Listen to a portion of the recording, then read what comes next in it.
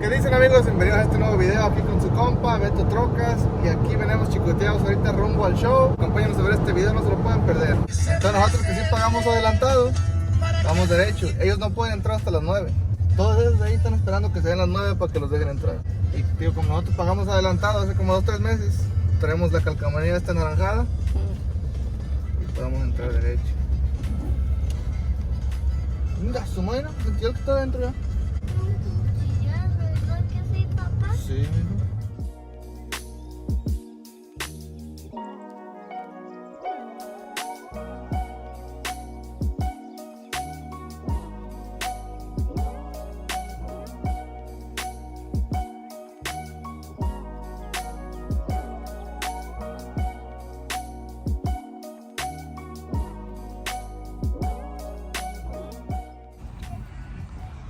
Ya llegamos aquí al show, señores. Nada más que nos tocó hasta la mera orilla. Y eso que llegamos temprano. Ahorita voy a ver qué podemos hacer para que nos pongan un poquito más para allá. Y aquí anda el Betín. ¿Qué hay, pa? Aquí vamos a ver el show y aquí con todo y aquí vamos a ver el video. Es todo. Ya viene mi esposa y mi niña también. No, en el puro solazo. Mande lugar piterón. Pero aquí venimos preparados para el sol. Con todo tipo de bebidas.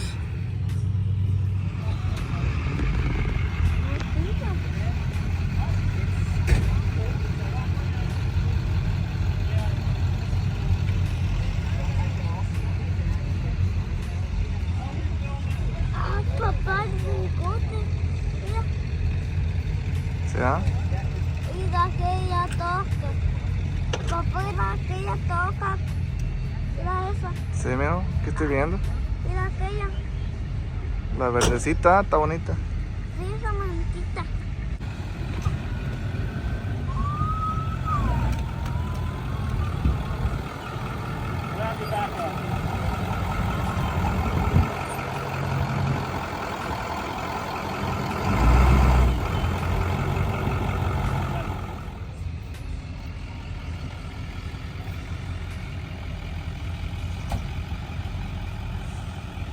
Papá, mira.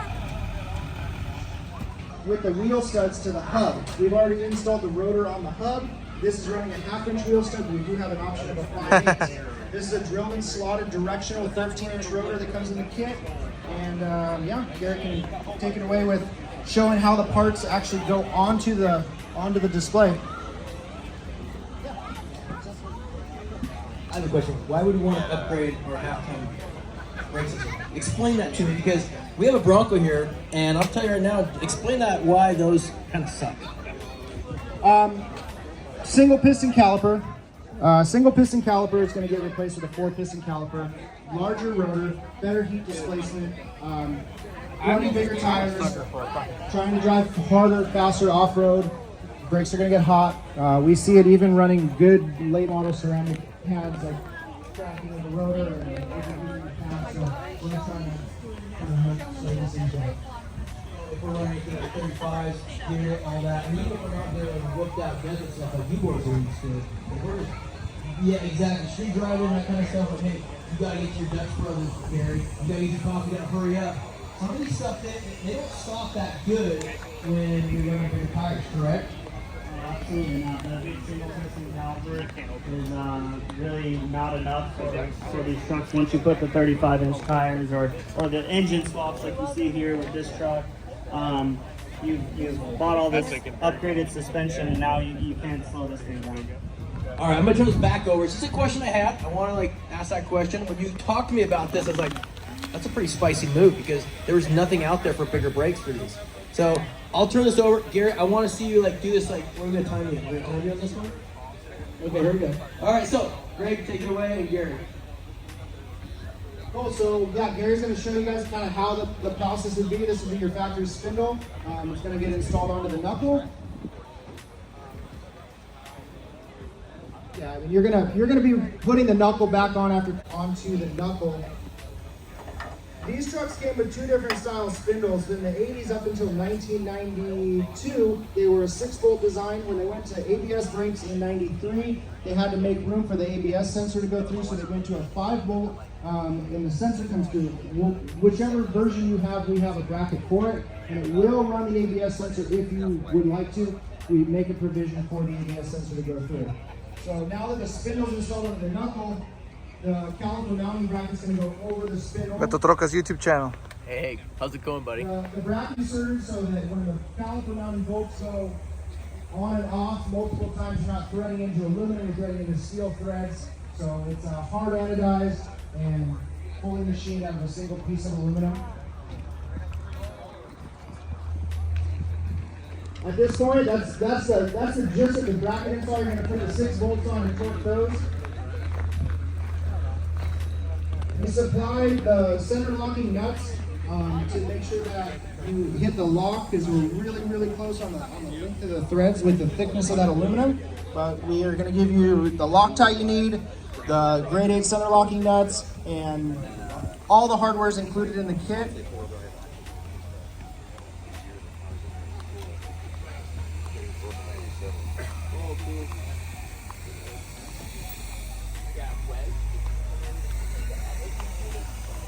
One of the things that we like to do also when doing this, and it's an option, like a drop-down option on the website, when you go to purchase this ball joints, we give the option if you'd like to purchase new ball joints, because if I were doing the install and I had the thing apart, I would put ball joints in it. It's just easier. And we did that to the knuckle after we cut the tabs off and painted it. So that's something we always recommend.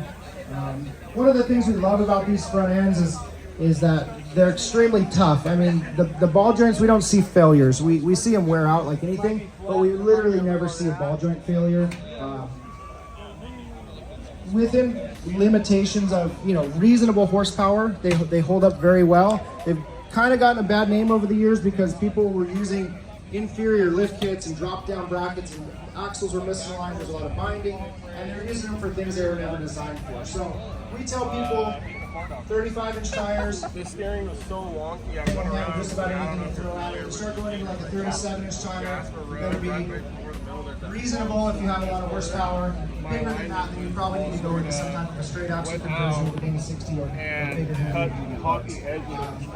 We're again from Southern California. We do a lot of like desert racing stuff, and a lot of our stuff is kind of orientated around wheel travel and going fast, and so the usage is mainly for that. Again, they drive great on the street though, and with a lot of horsepower on the street, having brakes that work good is extremely important. True. So aside from just the TTB suspension stuff, we do sell a Super Duty conversion for this exact chassis. It's actually on Devin's chassis that's down there that he didn't finish, but he was supposed to. It's going to be a radius arm design with a coilover. Comes complete. Again, you supply the axle, we supply everything else. So it's going to have a track bar, it's going to have a shock tower, it's going to have a coil to do that in the process. We also have a install video on YouTube if you're purchasing this kit.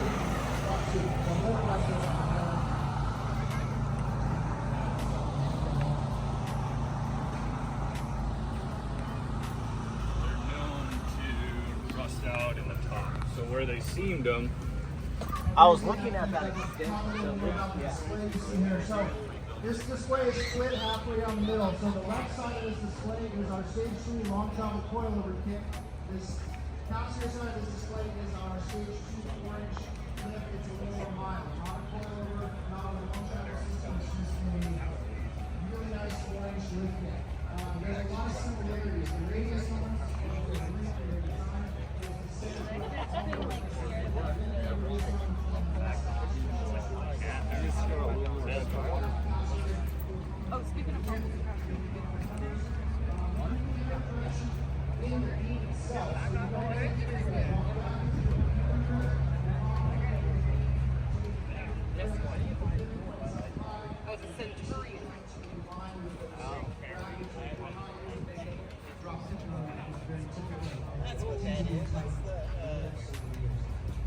here's now from the hub onto the spindle, and literally at this point it's going to be installing of the caliper, and then there's the brake line and the locking mechanism after that.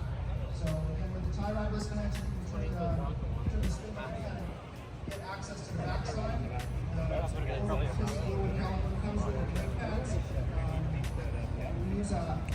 fairly mild compound because, again, these are not race cars. They're typically a mixture of driving styles, so we use a fairly light, soft compound. It doesn't squeak, it doesn't create a ridiculous brake dust. There is a more aggressive compound, but it's very aggressive on the rotors. It makes the components wear out faster. The stop rates are just under 12 control, so it's 11.8. These are 13s. That's one thing. So with the increased size, you have to run a larger wheel. 15-inch wheels will not fit with this kit. You can run a 16, but we primarily run 17s just because modern wheels and tire availability is all 17 now. So yeah, 15-inch and you know, we don't love our 15-inch Alcoas. Unfortunately, you can't run it with this setup. So at this point, the caliper is now installed. We do provide brake lines. There are dash 3 adapters and a clip for the frame. You can install the brake line, bleed the system, put the locking mechanism on, and the brake upgrade's literally done. So if you're just replacing their brakes, the process is almost the same line as cutting the bracket off the caliper, off the knuckle itself. So it's not a tremendous amount of work. You can do it in a garage. If you can do a brake job, you can do this brake upgrade yourself. It's not much harder. So that's about all we got for the brake upgrade. It's available on our website. It's currently on introductory pricing, so it's already dropped down at the bottom. We are going to do that, I think, through the end of August, and we have them in stock at our shop. We can ship them out the same day. And if you guys have any questions, feel free to come over and chat with us while you're here today. You can always call the shop or send us an email, and we'd be happy to help you with anything you'd like to know. Thank you, Greg. Thanks so much for being here. This is what, 3rd year here? Yep, that's our 3rd year here. We make the trek to come see our buddy Devin. Once a year is about enough. We're not friends, remember that? Thanks, Greg. Thanks, you guys. We're gonna do an OBS Solutions, this derpy company here in Oregon. We're gonna do their demonstration next. It's Oscar and Tanner show, my 2 minions. We call them the Tweedles. They're gonna do a demonstration on our new swing lock mirrors that's coming up. Someone has a truck on the dirt road in the fire lane by the blacksmith shop. It's blocking the water truck from passing. So as Dylan on the name tag, I believe, I was just notified about, if someone can move that truck, it's on the gravel road. We greatly appreciate it, and I think the water truck will pass it through here. Keep it dust. So anyway, we will do our next presentation coming up. Great, Gary, always a pleasure to see you.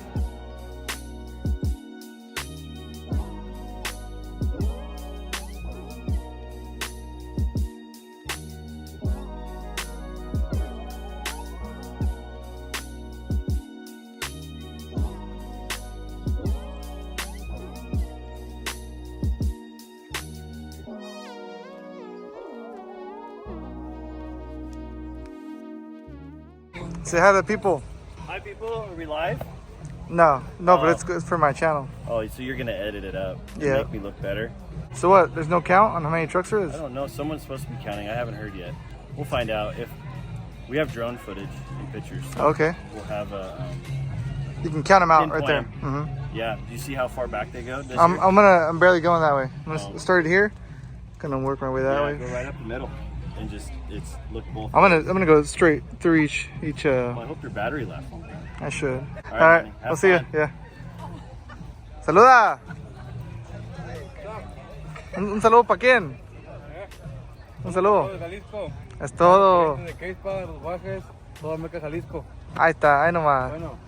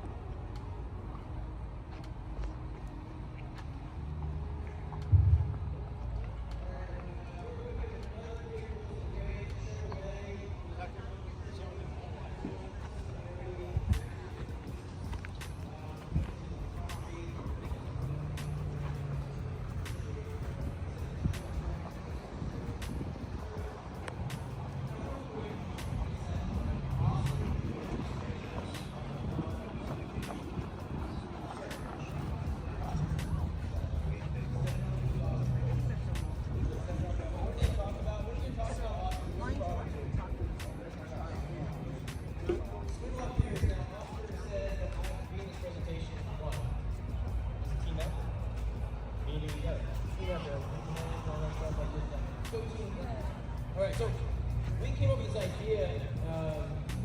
We need a better swing lock for our little blue truck that we're working on. I saved all the swing lock gear that we find. I would scavenge them just like probably the rest of us here. If you run a swing lock there, they get rusty, they get nasty. And so I had like on our mezzanine, I had like 6 sets of swing lock mirrors that we worked that I tried cleaning out.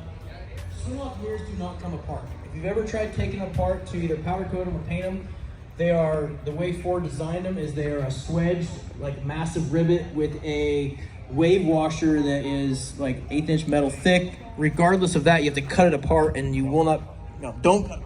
Yes, they're seized typically. Like if you try and ever move them, like fold them in, say you gotta pull into your garage, you gotta fold them in, probably gonna freaking dent your door because of how seized they are. Almost said a cuss word there, I like that. So that was our biggest thing, is we needed a set of swing lock mirrors for this little blue truck. We didn't really, we weren't happy with the ones we were finding. The aftermarkets that you get at the online or whatever are cheesy. The brackets are flipped upside down. And the most important thing on the aftermarket ones that are out there, they're the wrong angle. They're like this in the air. And the factory ones are still a little bit up in the air, which I didn't like as well. So Oscar and I went to work trying to recreate a swing lock mirror, and people are like, oh my gosh, you know, hurry up and get it done. This isn't simple.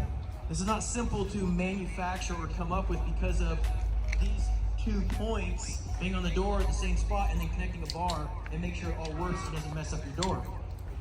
What we came up with was a system that uses stainless and aluminum because we found that the OG stuff would seize up. We didn't want that. We also made it so it's completely serviceable. The D10 before we go and we throw how much plastic do we 3D print for prototype R&D?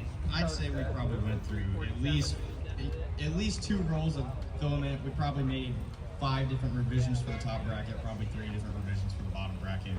And we have multiple trucks out in our parking lot for parts and pieces, and we spent days going back and forth and what looks good. We actually had this bar, actually, when you bolt the truck, we had it perfectly parallel to the truck. It was like straight. What we found is when you looked at the back of the truck, it would actually look like it was down. It would actually, because the body line, so we actually gave it a little bit of degree, just a pitch. So when you looked at the truck from the front, the back, the side, it actually looked like it was proportional to where it needed to be. The other thing is the detent, and that's the one thing that Mr. Oscar, I think I lost some hair over it. Oscar lost some mustache hair. You can see it's not fully in yet. I was like, get the wife, hey, move my mirror so I can see it. We didn't want that. And then we didn't want that you couldn't break it away. So the detent is a stainless steel detent. It's serviceable once you take the stainless detent hardware apart, all replaceable. The cool part is it's at the same angle on both sides. And we modeled this angle as the factory one. So Oscar will show you, where's the driver's side, Oscar? Driver's side, passenger side. And they're the same angle on both sides. Breaks away, serviceable. I'm doing more of this presentation than you are. You do have the microphone. They are currently right now $399 at the OBS Solutions booth, but they will be going up to, I believe, $450 soon. So if you do want to set, now would be the time to get them. Thank you, Oscar. Thanks so much. We are working on the gaskets. It does. ¿Y acaso no está la perrona, señores? If you don't have the factory gaskets, you can modify the cheap ones that you find online. We are working on La perrona, y también es el punto de hidratación.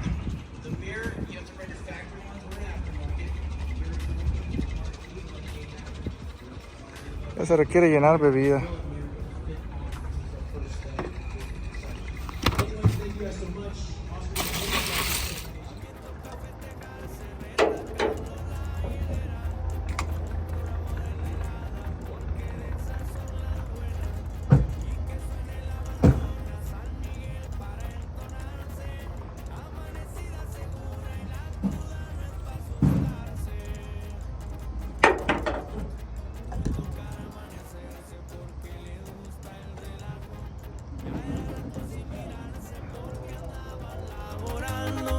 Y nunca se les olvide, la lealtad siempre va al frente.